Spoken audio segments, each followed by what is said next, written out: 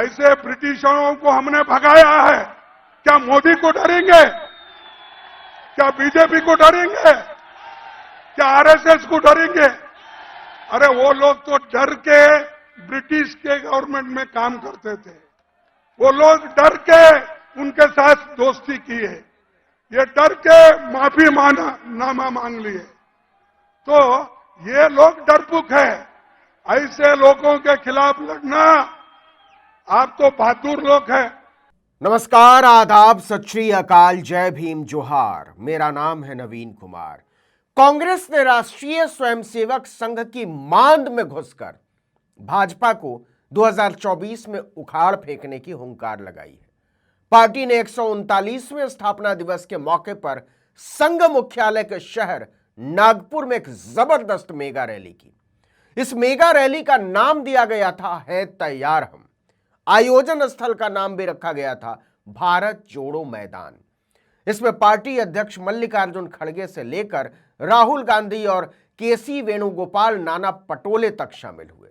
आपको पता ही होगा कि कांग्रेस की स्थापना ब्रिटिश नागरिक एओ ह्यूम ने 28 दिसंबर 1885 को की थी।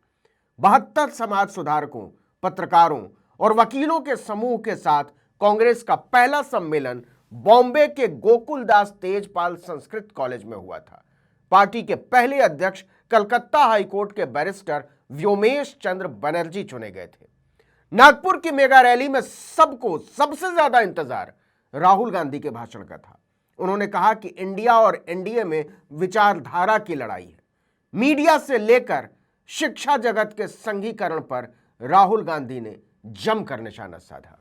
सारे के सारे इंस्टीट्यूशंस पर ये कब्जा कर रहे हैं। आप हिंदुस्तान की सारी यूनिवर्सिटी देख लीजिए, सारे के सारे वाइस चांसलर आज एक संगठन के हैं। उनको आता होता कुछ है नहीं, कुछ नहीं आता उनको। हिंदुस्तान के वाइस चांसलर आज मेरिट पे नहीं बनते हैं। हिंदुस्तान के वाइस चांसलर आज अगर एक संगठन में हैं तब बन सकते हैं। तो सारे के सारे जो इंस्टीट्यूशंस हैं जिससे आपकी आवाज की रक्षा होती है, जिससे आप देश को चलाते हो, इन सब का ये कब्जा कर रहे हैं। राहुल गांधी ने कहा कि भारत की आजादी के लिए गांधी नेहरू जेल गए, अंबेडकर ने बरसों बरस संघर्ष किया। हमारी विचारधारा कहती है कि देश की लगाम जनता के हाथ में होनी चाहिए। देश को जैसे पहले राजा चलाते थे वैसे नहीं चलाया जाना चाहिए, लेकिन जो मौजूदा हुकूमत है वो इसे वैसे ही चला रही है। उनकी विचारधारा राजाओं की विचारधारा है, किसी की सुननी नहीं। ऑर्डर ऊपर से आएगा, आपको ऑर्डर का पालन करना पड़ेगा। आजादी की लड़ाई देश की जनता ने लड़ी थी, राजा महाराजाओं ने नहीं लड़ी थी। उनकी पार्टनरशिप थी अंग्रेजों के साथ। लोग भूल जाते हैं, लोग सोचते हैं कि आजादी की लड़ाई सिर्फ अंग्रेजों के खिलाफ थी।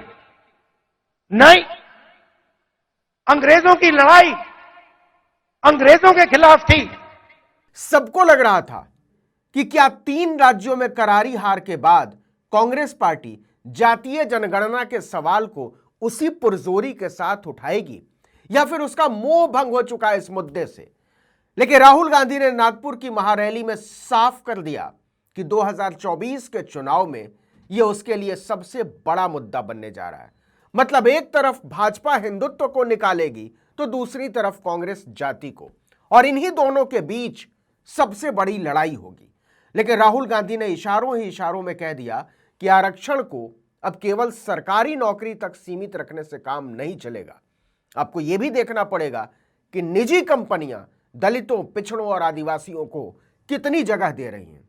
इसको दरकिनार नहीं किया जा सकता। हिंदुस्तान की सबसे बड़ी कंपनी, 100-200 सबसे बड़ी कंपनी की लिस्ट निकालो, मुझे दिखा दो इनमें कौन सा ओबीसी है, कौन सा दलित है, कौन सा आदिवासी है।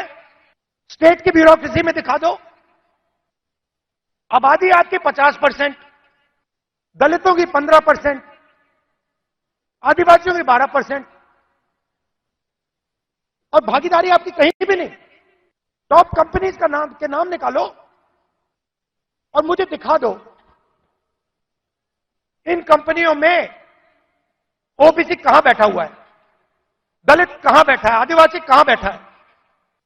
और ये सिर्फ मैं आईएएस की बात नहीं कर रहा हूं, हर फील्ड में यह हालत है। तो मैंने सवाल पूछा, मैंने कहा देखिए जाति जनगणना होनी चाहिए, देश को पता लगना चाहिए कि इस देश में ओबीसी कितने हैं।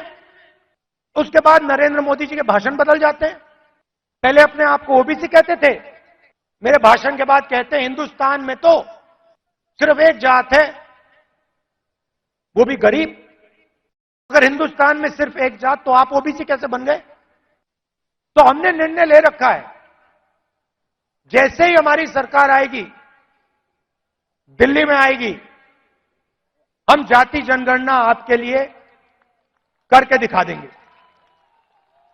यह रैली इसलिए भी महत्वपूर्ण है कि आमतौर पर रिवाज रहा है अपने स्थापना दिवस या राष्ट्रीय कार्यकारिणी जैसी बैठकों के लिए पार्टियां उन राज्यों को तवज्जो देती हैं जहां उनकी सरकारें होती हैं। जैसे कांग्रेस कर्नाटक को दे सकती थी, तेलंगाना को दे सकती थी। इससे कार्यक्रम को भव्य बनाने के लिए उन्हें बहुत सारी सुविधाएं आसानी से हासिल हो जाती हैं।